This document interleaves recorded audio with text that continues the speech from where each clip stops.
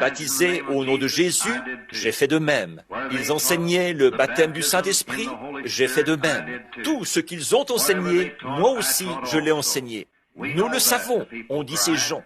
Et nous savons qu'un jour, nous retournerons sur terre avec toi. Jésus viendra et tu jugeras selon la parole que tu nous as prêchée. Après, tu nous présenteras à lui et tous ensemble, nous retournerons sur terre pour y vivre pour toujours.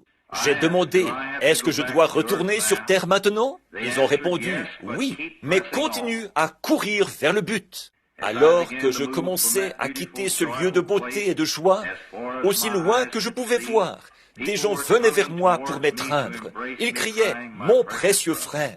Tout à coup, j'étais de nouveau sur le lit. J'ai dit, « Oh Dieu, aide-moi, que je ne fasse jamais de compromis sur la parole, que je m'en tienne strictement à la parole. Peu m'importe ce que n'importe qui d'autre peut faire. Seigneur, que je continue à courir vers ce lieu de beauté et de joie.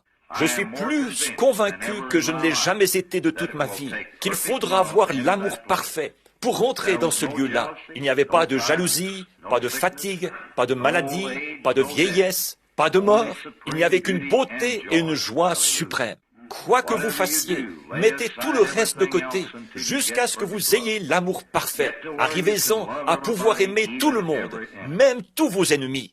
Peu importe si l'avion est secoué, s'il y a des éclairs, si l'ennemi braque ses armes sur vous, ces choses n'ont aucune importance. Ayez l'amour parfait. Si vous n'êtes pas sauvé, acceptez Jésus-Christ comme votre sauveur maintenant. Si vous n'avez pas été baptisé d'eau, faites-vous baptiser maintenant. Si vous n'avez pas reçu le baptême du Saint-Esprit, recevez-le maintenant.